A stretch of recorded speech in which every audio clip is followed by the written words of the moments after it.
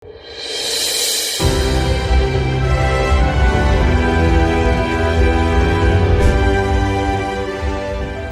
mati ciptaan Tuhan yang membawa keberkahan. Ialah air, objek cair yang hampir memenuhi 70% permukaan bumi. Manusia memiliki tubuh yang terdiri dari 60% air. Oleh karena itu, manusia memerlukan air sebagai komoditas utama tubuh mereka. Selain berperan dalam internal manusia, air berperan juga dalam lingkungan eksternal manusia, seperti dalam bidang pertanian, bidang perindustrian, bahkan dalam pengembangan sumber energi terbarukan. Selain itu, air juga berfungsi sebagai fundamental utama dalam dunia flora dan fauna. Jadi, mari sama-sama kita menjaga kelestarian air. Aliran menyelamatkan kehidupan.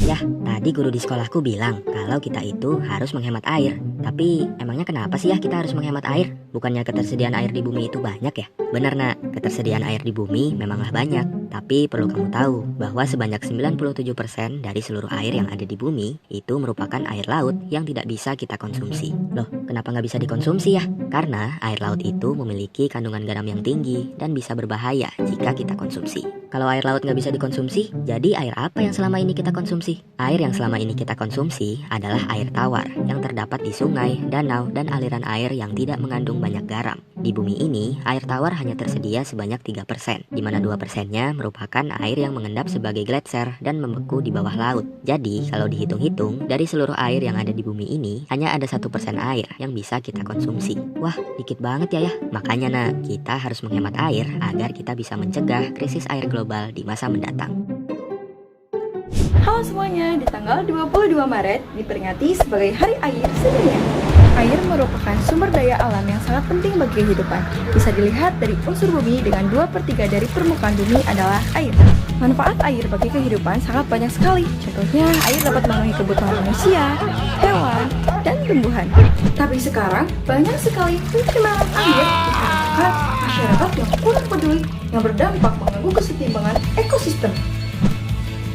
Oleh karena itu, yuk cegah pencemaran air dengan: yang pertama, kurangi penggunaan plastik dan daur ulang plastik.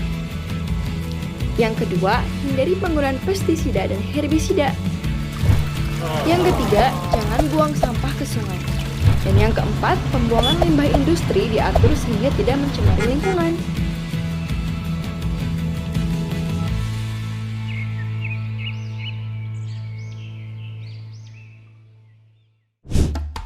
Halo teman-teman, hari ini aku bakal cerita pentingnya air dalam kehidupan sehari-hari. Contoh kecil aja, ketika kita makan, kita membutuhkan air untuk menetralkan rasa pedas di mulut kita. Tidak hanya itu, kita juga membutuhkan air ketika kita berolahraga. Karena ketika berolahraga, banyak sekali cairan tubuh yang keluar. Teman-teman, tidak hanya itu saja teman-teman. Ini anu siapa? Aku ada anu. Ketika kita mandi, kita juga membutuhkan air teman-teman. Tapi teman-teman, jangan dicontoh ya perilaku teman aku yang kurang baik.